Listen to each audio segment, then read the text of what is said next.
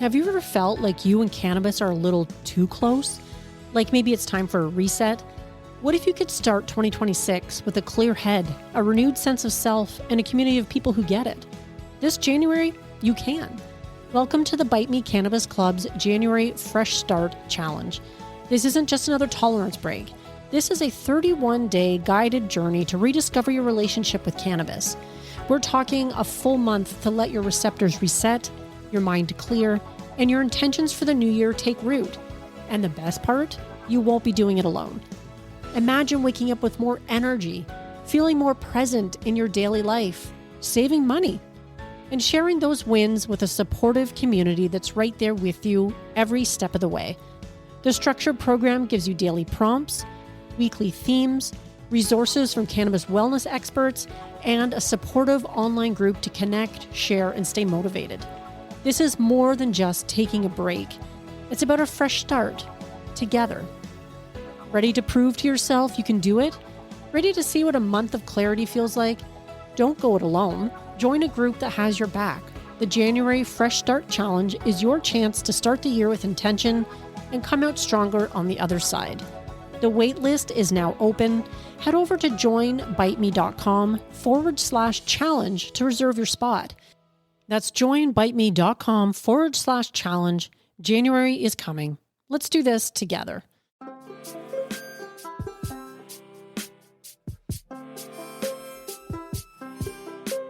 What happens when you take a love of food, a passion for culture, and a deep knowledge of cannabis, and you toss them into one bowl? You get Bite Me, the podcast that explores the intersection of food, culture, and cannabis, and how cooks make great edibles at home. I'm your host, Margaret, a certified ganjier, TCI certified cannabis educator, and I believe your kitchen is the best dispensary you'll ever have. Together, we'll explore the stories, the science, and the sheer joy of making safe, effective, and unforgettable edibles at home and for less money. So preheat your oven and get ready for a great episode. Now, today I am very excited to introduce to you Dr. Casara Andre. She is a veterinarian by education and training and is committed to providing veterinary practitioners, animal caregivers, and the emerging cannabis industry with science-backed, clinically applicable, patient-focused education on the safe use of cannabis and animals.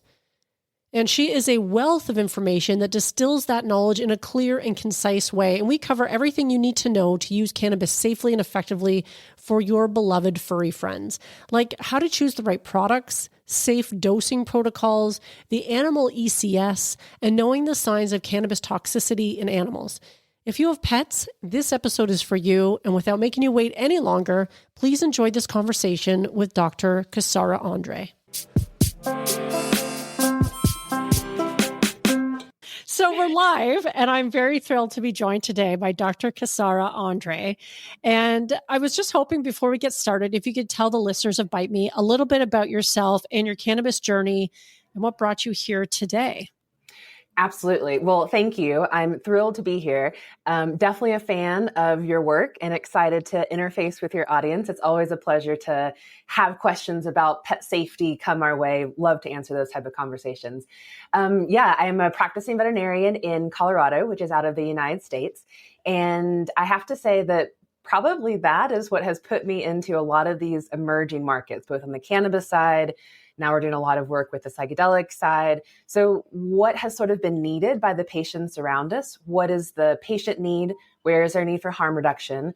What's the community need from my colleagues as veterinarians? When Colorado changed some of our cannabis policies, as the veterinary community, we were faced with, what are we supposed to do about this? How do we respond? How do we give guidance to our pet parents?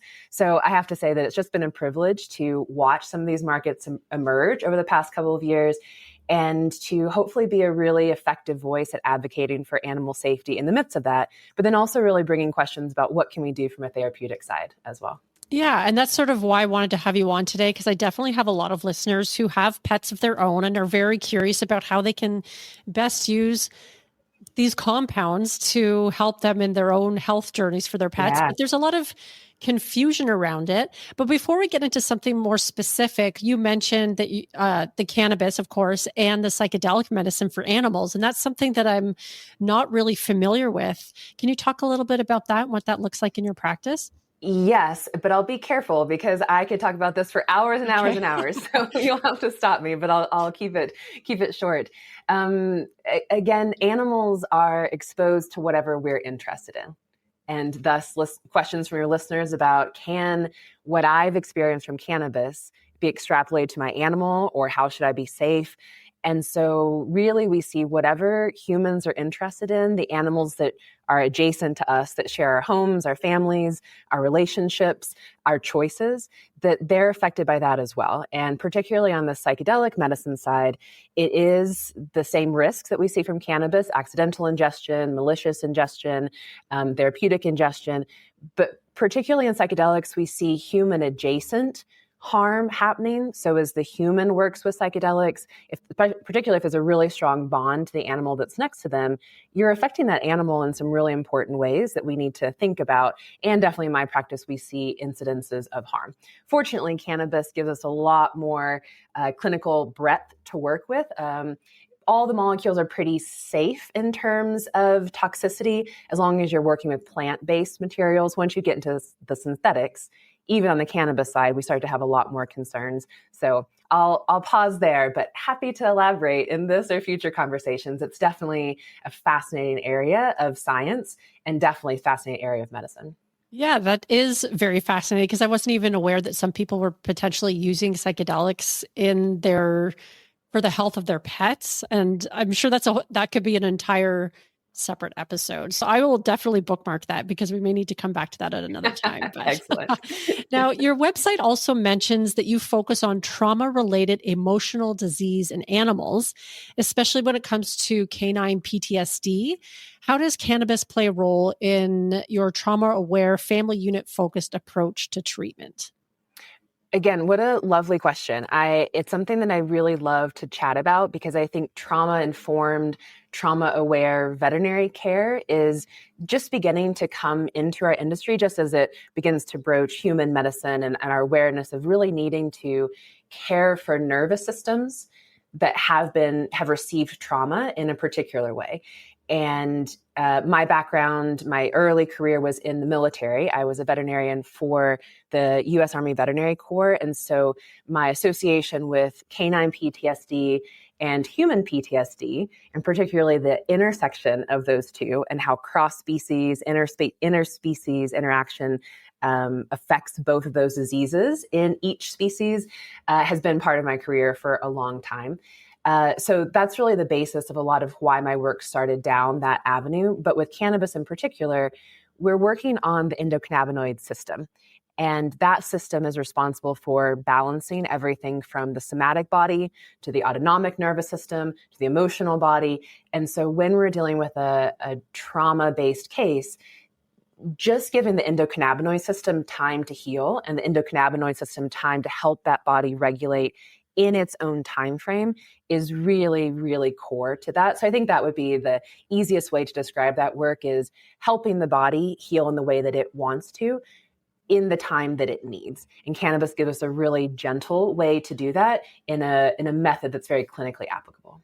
And of course, you're always referring to pets as we talk about this, because it sounds very similar to what we humans need as well. So, and I find it really interesting that you mentioned, like, I guess, the bond between the pet owner and the pet, and how much that can affect their healing. And I find that really fascinating. I mean, maybe it's not surprising as someone who has owned pets. I don't have one right now, but yeah, that bond is pretty special. And Absolutely. it's really interesting that you touch on that. But now, and yes, I will just put a point of clarification. I am speaking about the animal just from my perspective as a veterinarian, but most of my clinical practice is in interspecies medicine. So an animal adjacent to a human that is healing from PTSD or an emotional disorder, the pet's endocannabinoid system does more physiologic work to help their human ground be regulated. Does that make sense? And again, another huge and fun conversation, but just really being aware that human animal bond has weight and physiologic work on both sides. If you've ever had an animal that's a bit stressed out, you know that it stresses you out. Right. The reverse also happens too. Yeah. Okay. Now, you did already touch a little bit on the endocannabinoid system, or the ECS, in humans. And I think most of our listeners will probably be aware that animals have an ECS as well, but I'm sure it's different. Maybe you can just talk a little bit about the ECS in animals. Yes. Well, I am excited about the fact that your phrasing of that question tells us we've come so far. I think that I would say it's exciting that we think about there being an ECS in humans and animals as a core concept of medicine. And that was not true 10 years ago, 5 years ago. And so just to see that in our conversations is amazing. Us recognizing that there is a system, endocannabinoid system, is so important in all medical practices, no matter which species you're dealing with, because an endocannabinoid system of some form is in every animal that has a spine, so vertebrates. And they're all going to be a little bit different, but they're similar enough, so far as we know, that we can make some clinical extrapolations from that. And why cannabis in veterinary species is interesting is because they're mammals. And so we know a lot about the human's ECS. So we can actually extrapolate a lot from human-based research to say, well, how must this also apply to our companion animals, even some of our like food animals, farm animals, because they are mammals as well. Their ECS is actually really, really similar. We can see differences. Dogs, for example, have a lot more CB1 receptors, one of the receptors within the ECS, in their cerebellum. And that's why they get a very particular form of intoxication. But it's really similar. And so it's really useful for us to extrapolate from human-based research into our animal patients. And so because some of those receptors as well, like you mentioned in dogs, that they have different, like more CB1 receptors, does that mean that a lot of the cannabinoids like CBD or THC will affect them very differently than they would their human owners? I would say more strongly and more potential for a particular type of intoxication. So from the therapeutic side, clinical side, we are working with really low doses and being really careful about how much we administer and going really slowly. So we can be pretty close to what we know from the human side. But just as an example, dogs have a lot of CB1 receptors in their cerebellum, and the cerebellum is what gives you your balance and your coordination. And so dogs get a very particular form of ataxia. It's called static ataxia. And they're just miserable. They're just sort of standing there, not able to move, kind of swaying back and forth.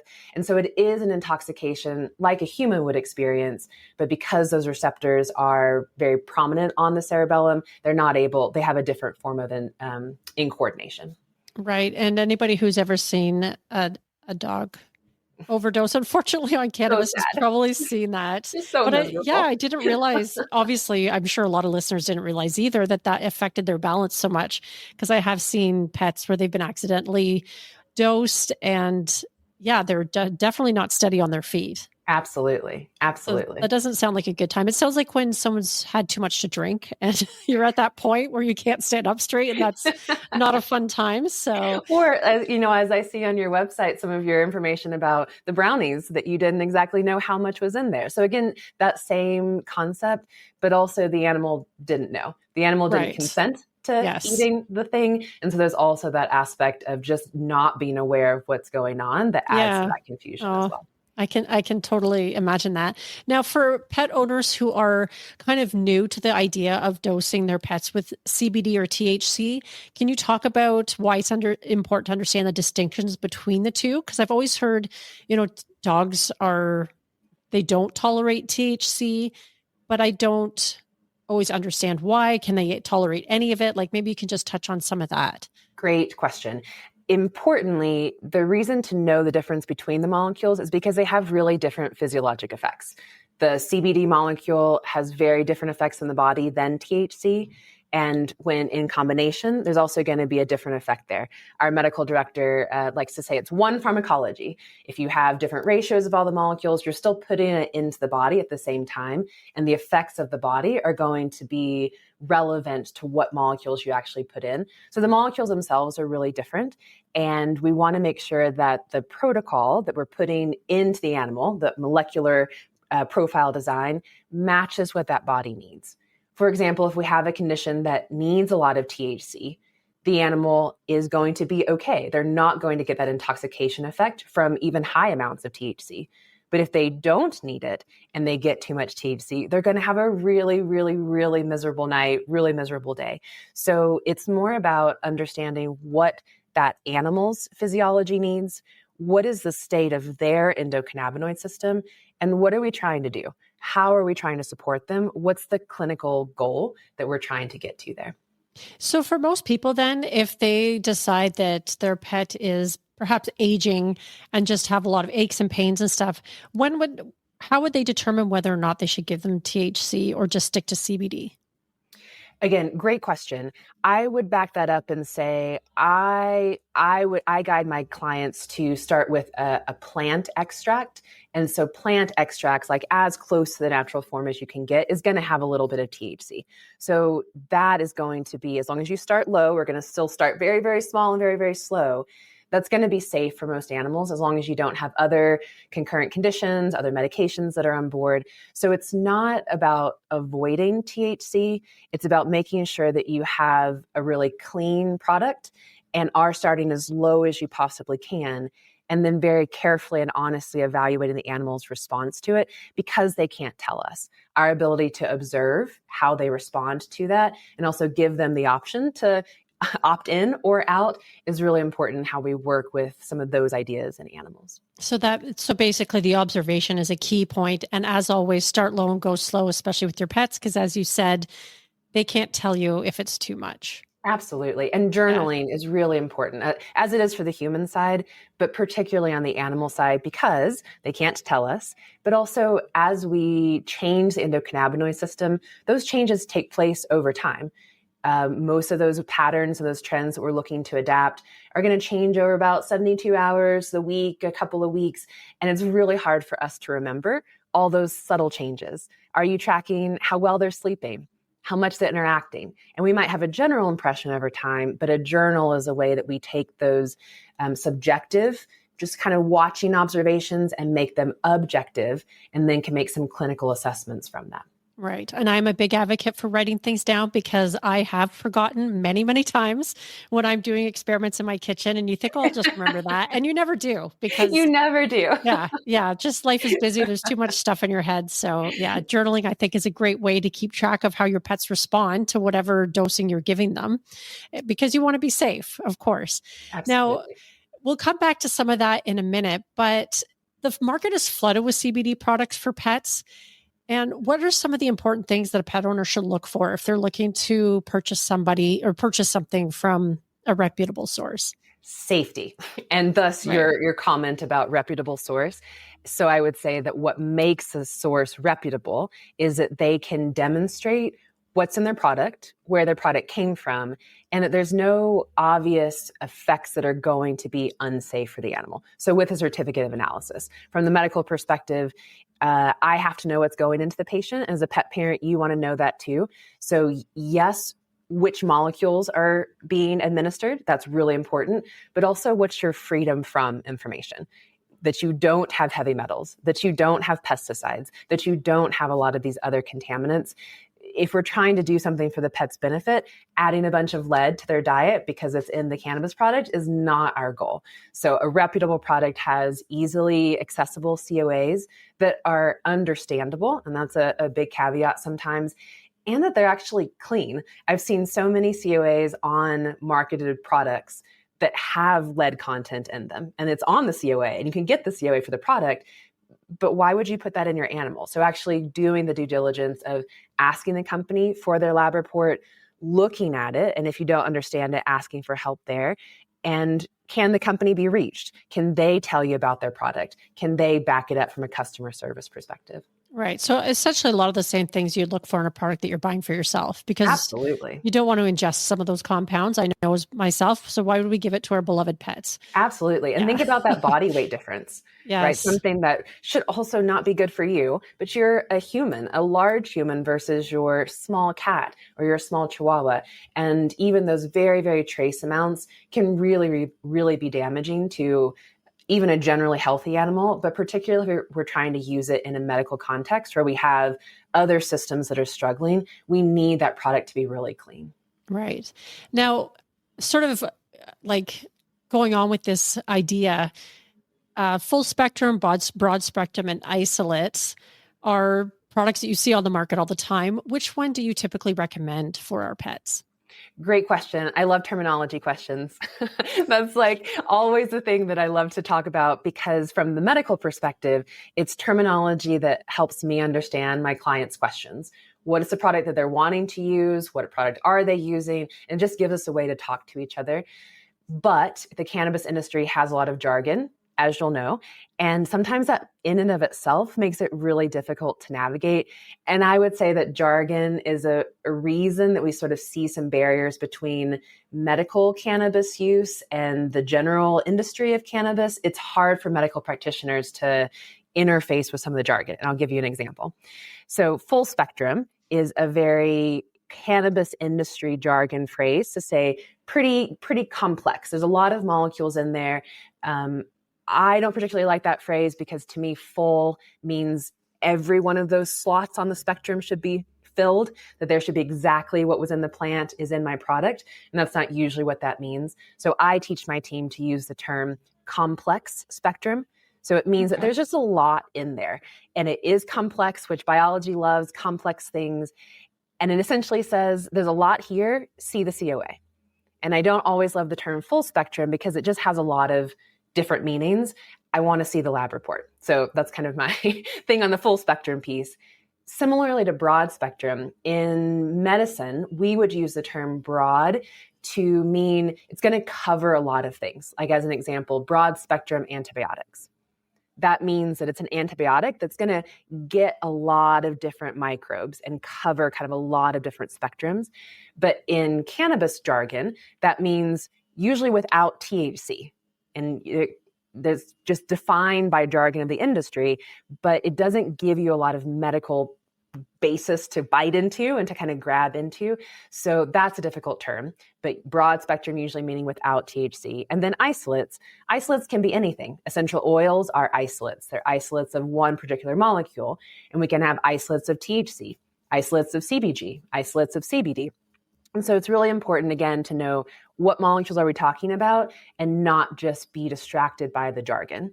So all that little rant aside, no, but it's good to distinguish, I think, like, especially in case there's people listening who don't necessarily know the difference between full spectrum and broad spectrum. Sometimes it's hard to remember all the jargon as well. So I do appreciate that you took the time to explain that to us. And I think it's useful when you're trying to talk to your veterinarian about it, that you kind of know why there might be a bit of a disconnect and why we're all trying to look at the lab report. But if we pull jargon to the side, I would use a phrase, a CBD-dominant, so that hopefully that makes sense to everyone, that the most prominent, the biggest volume of molecule in this product is the CBD molecule. So CBD-dominant, complex spectrum, so lots of other background molecules with a good COA that shows safety. So that would be my answer of like a good product to start with, starting really low, really slow, and journaling. That's a pretty safe way to start most animals, as long as they don't have other drugs you're using, other supplements that you're using, other herbs that you're using, or other concurrent conditions. If your animal's generally healthy, you're just kind of wanting to give a little bit of support, that's a pretty good product to start with. Okay, that definitely clarifies that question. So broad spectrum is what you would recommend. I guess broad spectrum, CBD dominant broad spectrum.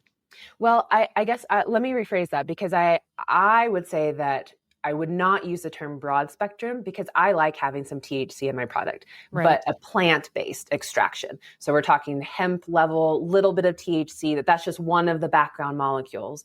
We're not having a lot of THC on board. So reasons that we would want a broad spectrum product would be an animal that is very sensitive to THC, or an owner that's very sensitive to THC. Sometimes owners just don't want that as part of the product, or accessibility. Maybe we can't access a product that has THC. So having THC in the mix is not a caution for me. As long as I know it's there, I can see the COA, and we're going really, really slowly.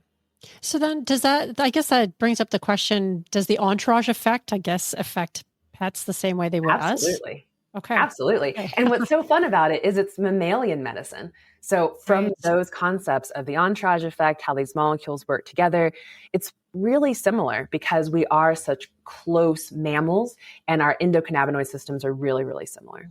Oh, very cool. Now, let's talk about dosing for a minute, because I know this is probably the question that a lot of people want answers to. But the concept of a biphasic dose response curve is pretty interesting. Can you explain what that means for pet owners and who are trying to find the right dose for their pets? Because you mentioned earlier a small cat or a chihuahua, but then somebody might have a dog that weighs 100 pounds or more. So, how do you dose um, when there's such variety in our animal companions?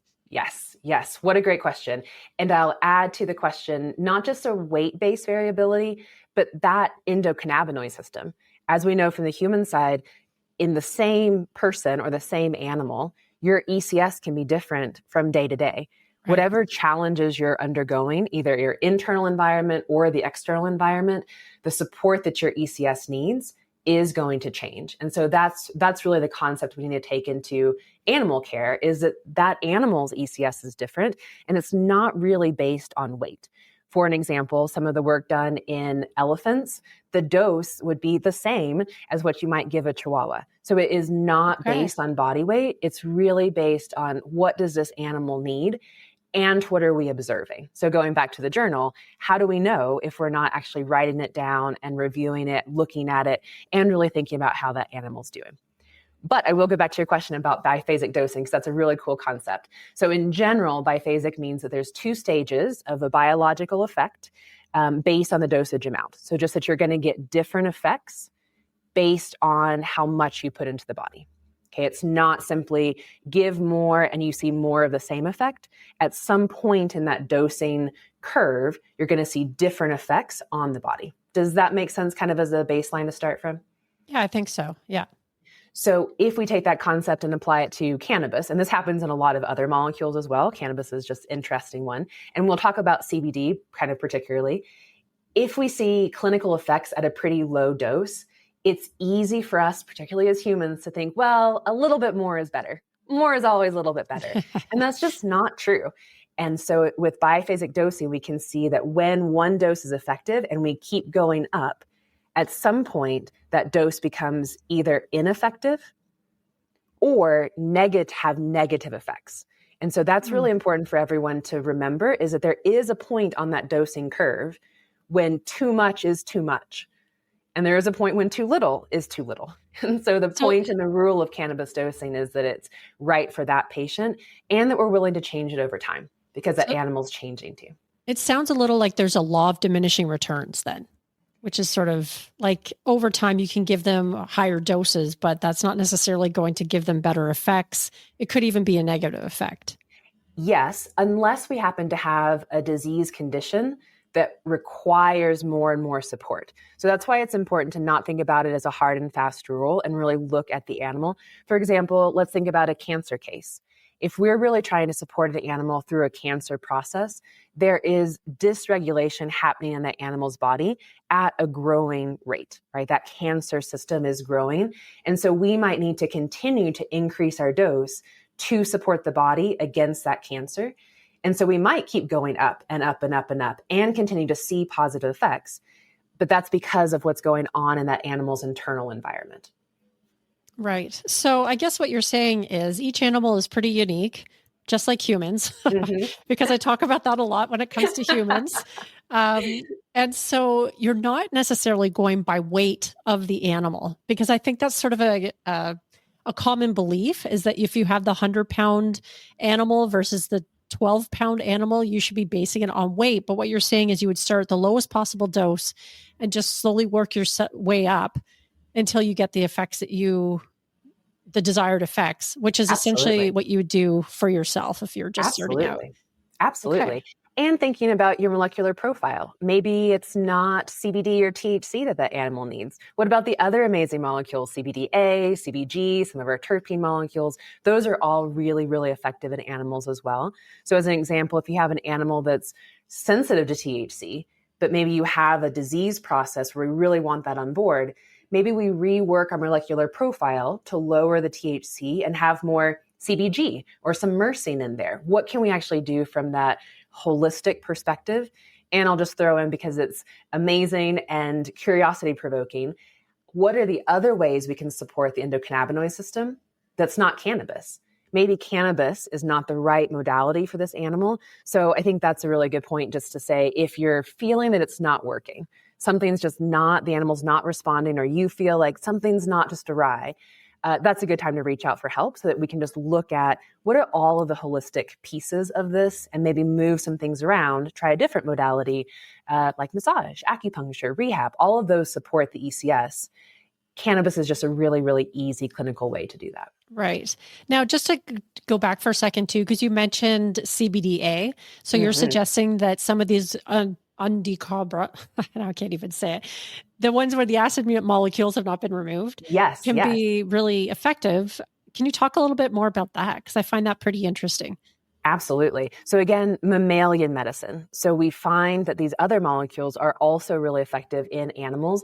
And so you'll notice that I use cannabis as a term, as a pretty overarching umbrella. And I'm usually speaking about the plant, the cannabis plant, and recognizing that we have many, many molecules that the plant produces, hundreds of cannabinoids, all these terpenes, even deflavonoids. And so from a clinical perspective, we think about all of those being effective, doing something in the animal's body. And I'll also remind everyone that the entourage effect, we think about that being as better for everybody, but you can also have molecules that cancel each other out. What if you have some molecules that are a little bit uplifting and also some that are a little bit calming? What happens then? They're also going to interact together. So it just requires a lot of humility from us, from the clinical side, to observe the animal. What are we trying to do? And be willing to change our protocol over time. I love CBDA. What a great inflammation control, really good for GI inflammation, kind of getting that GI tract to calm down, effective in nausea, even anticipatory nausea. So think about car rides, or if you have an animal that's going for a chemo visit, they can kind of anticipate that feeling. So really, really interesting uses there. CBG is one of my favorite molecules at the moment, really good for muscle relaxation, fascial relaxation, even really lovely in seizure control, because we can get that body to relax and we don't have that little nervous system as spun up as it has to be. So the minor cannabinoids, which is also a misnomer because sometimes those molecules can be the most dominant molecule in the product, are so lovely in animals. That's really amazing and so interesting, because I feel like a lot of those would be great for humans as well. But we tend to overlook things like the THCA and the CBDA because we're always often looking for the intoxicating effects. But it's just a nice reminder that these can play a pretty big role in our own lives. So absolutely. Yeah. Now, if there is someone who wants to administer cannabis to their pets at home, are there differences between the effectiveness between oils, edibles, or other forms? And what's the best way to go about it? Absolutely. Great question again. I would say that most pet parents feel more comfortable beginning to interface with a treat. And that's what most pet stores are pushing, or product companies are pushing. But treats are really just easy. That doesn't mean they're medically useful, because we have extra ingredients that might have issues with allergies, calories, we might have issues there. So treats are just a very non-clinical way to use cannabis, and you're not really going to see as much effect as you could if we really dig into it medically. So tinctures are my favorite. So tinctures with a high quality oil, because where the oil comes from matters almost as much as the cannabis that's in it, and that we know which molecules are actually in the product. That's really where I like to start. And again, in a tincture, you can start with a drop and work your way up to what you need. So it gives you a lot of versatility from a dosing perspective. Now, not every animal is okay with an oil. Think about a horse. Trying to give a horse an oil, it just kind of dribbles out of their mouth. So there's formulations like pellets, paste can be really common, powders can be really good if you have animals that are sensitive to oils. But in general, a tincture or an oil-based product is usually where I like to start. Okay. So you could do a tincture, an oil-based tincture. Could you do a glycerin-based tincture as well, if that's something that someone's inclined to do?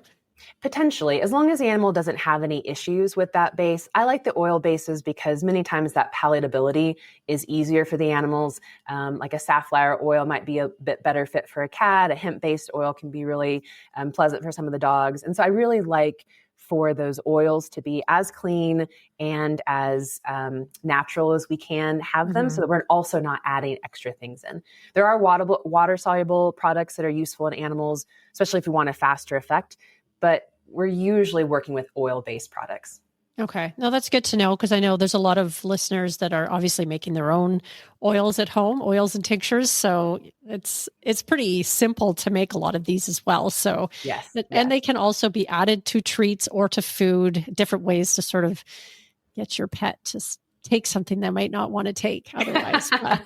Some of them are picky out there. Some of them not so much. But some of them are also too eager. And especially if your listeners Right. are making their edibles at home, a really big clinical caution that we have around that is your nosy dog putting their nose into your trash can after you've strained out the cheesecloth from your edible making at home. That can be a really, really dangerous source of a lot of harm for an animal, because we have now a foreign body ingestion, a large amount of THC, a lot of plant material that's going to take a long time to come out of the body and probably needs like clinical, or if not surgical intervention. So that can be a really effective way to get a product and kind of make one for yourself and for your animal. But remember that there are a lot of cautions, because your animal doesn't know that cheesecloth or that pan of butter isn't necessarily for them. So just being really careful, because animals don't know, and we have to make sure we guard them from some of those harms as well. No, and that totally makes sense. So to be very careful when you're disposing of any plant material, when you're doing the infusion process, because I know I have two daughters who each have a dog. One will eat anything and the other one's super picky. So I can see the one of them getting into the trash can afterwards for sure, because she's gross and she eats whatever. So now, what are some of the common mistakes that you see pet owners making when they're trying to experiment with giving their pets cannabis for the first time? I would say extrapolating from their own experience. And hopefully that makes sense. Usually that's in a good and a generous way, wanting their animal to also experience the healing benefits of this plant. But remember that your animal's ECS and their ability to consent or opt out is different than yours. So making sure that you are observing your pet objectively, having a really defined set of goals, and journaling is the way that we operate from a consent or cooperative care basis. Your animal's experience is not your experience, and your experience is not your animal's, but you are their guardian, and we are making choices for them every day. So wanting to extend the healing benefits of this amazing plant is so beautiful, but we need to do that in a way that really respects their otherness, their own sense, their own species, and make sure that we know how to say no. When does that animal not want that dose? When is it not appropriate for them? And also making sure that we're not dosing the animal for our behalf. So why are you dosing yourself? Is it for an anxiety disorder, something that you're struggling with? Giving your animal that same medication, if that's not their issue, is extrapolating and projecting onto the animal in a way that can be really unhealthy and unsafe. Right. That's a great answer. I mean, yeah, it kind of leads into the next question I have in some respects is the signs of THC toxicity. And of course, you hopefully don't get to that point, but it does happen sometimes. Yes. Can you talk about like what the signs are and what an owner should do if their pet does have too much? Stay calm. Okay. That's the basis. Stay calm. Okay. Preventative is always best. So making sure you're locking your stash up. Dogs can get into everything. Cats are great climbers. The thing that your toddler can't open, your animal probably can. So just being really aware that the cautions around just preventing that risk can save everyone a lot of trouble, a lot of concern, a lot of hurt. But things happen and animals are very nosy about the things we're interested in. And so if the intoxication is to happen, one, you staying calm, lowering the sensory environment. So just like humans, a THC intoxication is going to make that animal really sensitive to light, really sensitive to sound. So you keeping your voice low, turning off the light, making sure they're in a safe spot. So if they aren't sure where they are, they at least can smell things that are familiar. They're not going to run around and bump into furniture or fall down a set of stairs. So how can you make that environment nice and comforting? If that intoxication is very extreme, they might need medical care, But remember that trip to the clinic with bright lights, you driving really fast, it's not really the best thing to do in that scenario. So one, prevent, see if you can treat at home, maybe then call the vet clinic in case you do need to come in. But what can you do at home? And an important thing to know is that CBD really is the antidote to THC intoxication. I'm sure you talk about that from the human side. So having a CBD isolate, so only CBD in that product at home, you can administer to the animal that has received too much THC. And that CBD molecule will knock the THC molecule off of the receptor in a way that allows that high experience to come down, that intoxication experience to come down. Now, the animal still has to metabolize all of that THC out, so you may need to redose a couple of times, but that's a really, really effective and safe way to help an animal through an intoxication.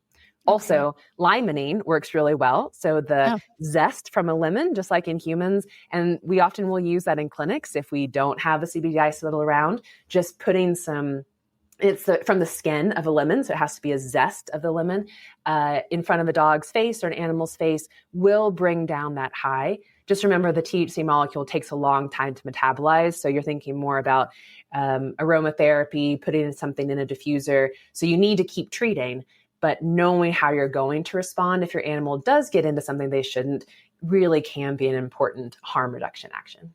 Yeah, I'm so glad that you mentioned that, because I know that the panic response is so normal, and I never really occurred to me, of course, if the animal's having some sensory overload and then you're rushing to a vet clinic or something like that, that's probably just going to make things a lot worse. And most of the time they just tell you at the clinic, just let them sleep it off. So you end up going home and they haven't really told you anything specific about what you can do. Because I would imagine a lot of vets aren't necessarily versed on cannabis and pets to begin with. I would say all vets are versed on the intoxication experience. So we have all seen that intoxicated dog stumbling into the clinic, and that's what most of us have familiarity with. We're not doing that from a clinical perspective. And if there's something in between where you can manage it at home, that's beautiful. But calling your vet or your ER and saying, hey, this happened, I might need some help. Is there anything else I should know or do? Can really be a way to make sure the clinic is prepared in case something were to happen. Because you can get enough THC that the dog can really struggle, the animal can struggle, but most of them can be managed at home. I would also add in a caution that it's other things that are in cannabis products, the chocolate that are in the brownies, the xylitol that's in that candy, the wrapper, the cheesecloth itself, the foreign body, the vape cartridge, that those things are much more risky and potentially lethal to the animal than the cannabis itself. So just because your animal ate cannabis, there could be a lot of risk in there because of the other things that are around. Does that make sense? Yeah, it totally makes sense. Because I've always long heard that chocolate is very toxic to dogs in particular. Absolutely. And of course, if they eat your tray of chocolate brownies, then they're getting the chocolate and the cannabis. Yes. So that's like a double whammy. So yeah, that totally makes sense. And that's good to know, actually, because I didn't know that about the xylitol. Absolutely. Xylitol is extremely toxic to animals. Even like a little bitty xylitol piece of gum can be really, really toxic. Wow. So it's probably the other things that are in the product, in your chocolate bar, in your piece of candy, that are worth that call to the veterinary clinic. The cannabis part's probably going to be okay, but especially in today's industry and market, it's the other ingredients we're really concerned about. Right, which totally makes sense too, because not too many dogs are getting into your stash of weed. Like they are maybe going to get into the brownies if you're not careful, but I doubt they're going to like stick their nose in your bag and just eat raw cannabis. Well, I'll tell you what happens a lot is the friend that comes over and there's something in their purse or there's something in the backpack and the dog is just nosy and putting its nose everywhere. It's like, oh, that's for me. I'm going to eat it. So that happens frequently. Being really careful about joints. Will all of your users know what that is, or the roach, the end of a joint in the gutter? So many of my clients have had their animal experience severe intoxication because they're on a walk, just having a lovely walk, and then suddenly the animal begins to stumble and is ataxic, and they grabbed a joint that was in the gutter and had all of that THC ingested and were high because of it. Or another really common occurrence is if someone pours out bong water. Hopefully your users will know what that it means. There's a lot of THC there. And if the animal comes by and licks up that water or kind of sniffs around in the ground, they can also get intoxicated from that. So there are reasons your animal might get intoxicated that don't have anything to do with you. And being really aware of your environment is an important harm reduction technique. Okay. That's excellent to know as well. Because some of those dogs, well, I'm thinking of my daughter's dog, would probably do something like that. It's common. Yeah. It is really common. Yes. And I find that interesting though, because also like if you have a joint that's just sitting on the ground that was left outside, I mean, typically for us humans, it would have to be decarboxylated before it would affect us. So are dogs or pets more affected by raw cannabis, I guess? Usually what happens, it's the end of a joint. So someone has smoked it and it's the roach at the end, the little filter. And so it has been decarboxylated. And so there's a lot of THC built up in that little part that the person resinous end. Exactly. And then they've tossed that away, which shame on them for littering, put it somewhere else. Yeah. But that piece is really easy for the animal to pick up or at least explore with their mouth, hold in their mouth for a moment. And who knows why, but most dogs think they're delicious and curiosity provoking. So they are going to pick it up. Like it really is a thing. Sometimes for some of my very curious animals, I encourage their owners to use a muzzle, a basket muzzle where the animal can breathe and drink and eat, but they can't pick stuff off the ground, whether that be goose poop, other dogs' poop, joints. And again, I live in Colorado, so there are things like psychedelics on the ground, mushrooms that people have thrown away, really, really dangerous compounds. So today's world is not always safe for an animal, and we need to be really aware of what they could just inadvertently get into because they're being curious. Okay. Yeah, that's very good advice. Now, you have talked a little bit about it earlier, but what are some of the most common conditions that you see in your practice that respond particularly well to cannabis? Pain. Pain is one of the most common reasons that I think a pet parent seeks or begins to think about cannabis. It's one of the ones that cannabis just really, really works well for because pain is such a body-wide issue. No matter where that pain is coming from, the entire body is involved in it, processing it, thinking about it, feeling it.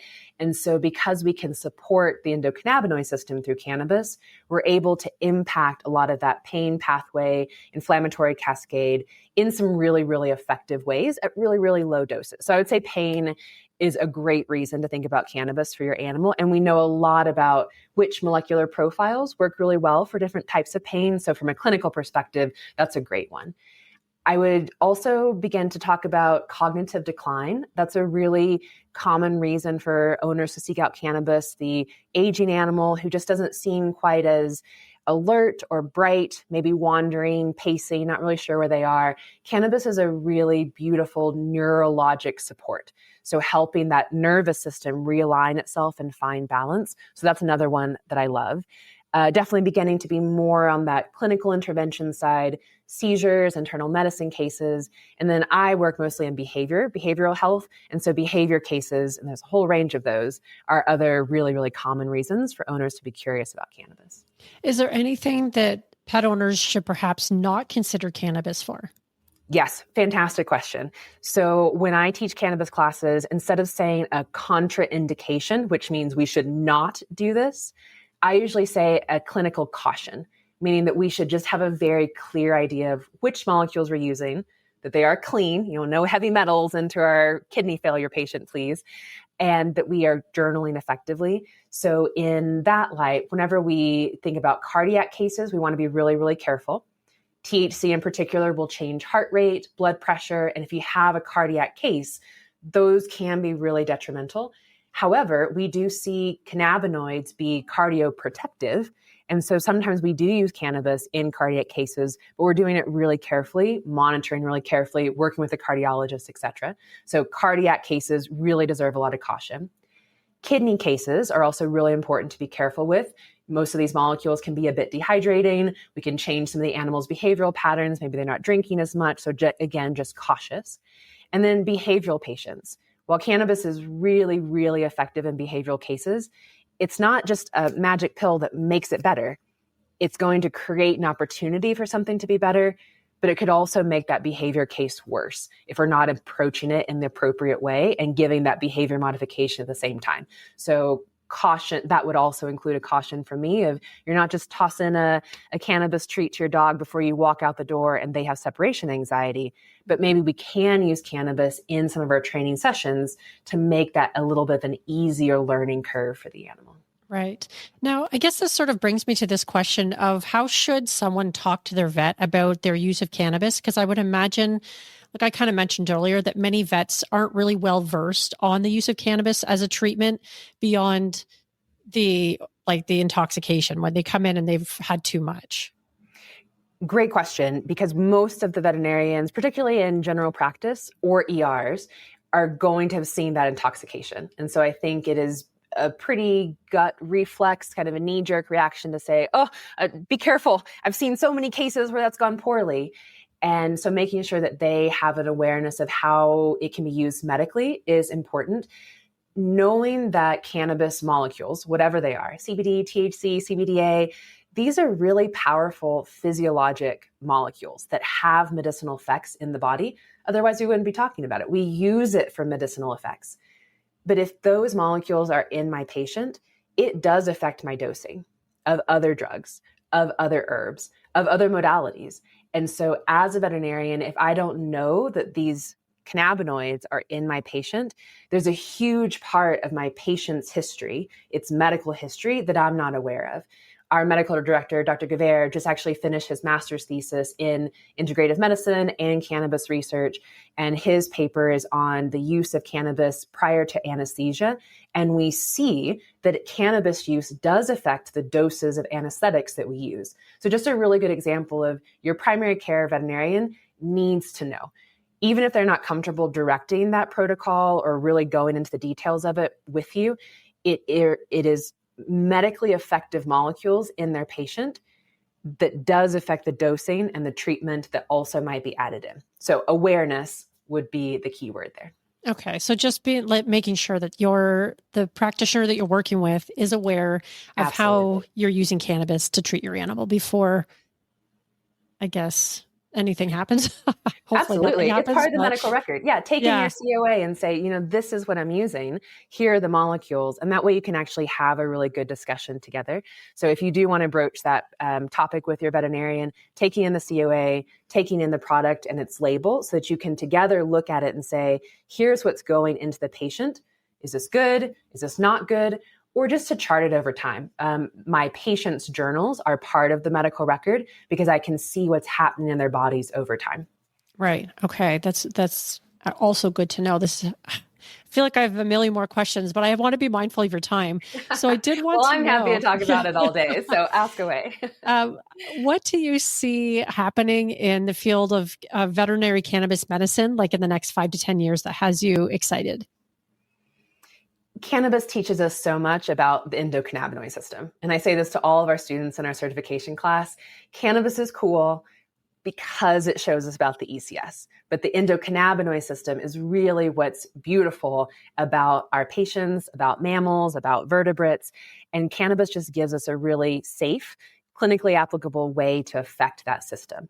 So what I would love to see over the next 5 to 10 years is to continue this trajectory of ECS being in our conversation, cannabis being less stigmatized, so we can actually talk about, should it work? Could it work? How did it work? And we're just beginning to see this information put into curriculum, much slower than I think we should, but I think within the next 5 to 10 years, it is going to be a mainstay of how we think about all types of medicine, because the endocannabinoid system regulates all the other subsystems that we know about.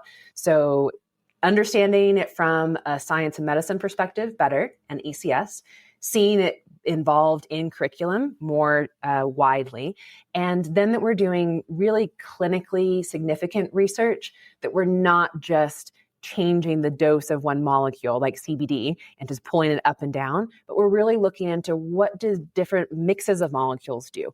What happens in different cases? So really focusing on clinically applicable research versus what a product wants done because they want to be able to add to their label research. Right. We really want to know, how does this work in a clinical perspective? Yeah. Now, 2 more questions for you today. One is, just to wrap up, what do you think is the most important piece of advice that you can give to a pet owner who's considering using cannabis to help their animal companion? I would reframe it from advice to a note of gratitude. Thank you for being involved and invested in your animal's health. If you're curious about cannabis and exploring it as a modality, it tells me a lot about what you're looking for, that animal companion in your life. So thank you. My gratitude to you in how much you are invested in the health of your animal, and to really keep that at the center, that you're not trying to do a certain dose or a certain product. You're looking for your animal's well-being and their long-term health. And so then that would feed into my piece of advice of keeping that at the forefront. Don't be swayed by the marketing. Don't be swayed by the pretty brand that has good colors and the paw print. Really dig into the science, because it is there. Ask for the COA. Be the annoying customer that calls a million times. Ask for more, just like you would ask for better and more for yourself.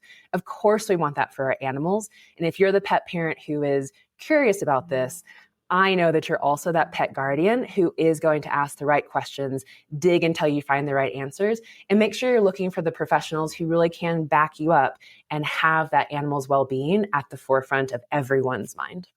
That's a beautiful way to approach that. I really like that. And I guess just to wrap things up, where can people learn more about your work and you in the world?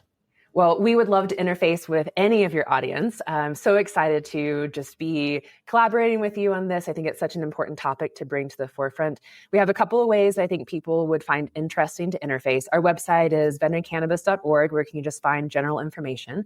We have a certification class that is open to medical professionals, non-medical professionals, pet parents that are curious about biology. So that's a really fun class to involve in. We have a community forum if you're looking for just some case studies to look at or a safe place to ask questions. And if you are a little bit more on that clinical side, if you have audience members that are interested, maybe are animal caregivers, pet sitters, dog walkers, any of that, we also have office hours and some shadowing opportunities, because that really is where we are now as a medicine community, is sharing ideas, learning from each other, because it is a new science, it is a new medicine, and it is emerging and evolving really quickly. So sharing that across industries is important. Excellent. Well, I just want to say thank you so much for your time today, Casara. It was such a great conversation, and I know everyone listening will be able to approach using cannabis with their animal companions and feel a lot better about it. Like they actually know what they're doing. So I really appreciate your time, and thank you for joining me today. Thank you so much. What a fun conversation. What a privilege. And best of luck to everyone who's curious out there about cannabis. Again, thanks for investing in your animal and your relationship with your animal. That's a really beautiful thing to explore. I hope you enjoyed that conversation with Dr. Casara Andre. Please share it with somebody that you think would benefit from listening to it. Of course, you'll find all the detailed show notes on the website and the podcast app that you're using right now. And continue the conversation over at the Bite Me Cannabis Club. And until next week, my friends, I'm your host, Margaret. Stay high.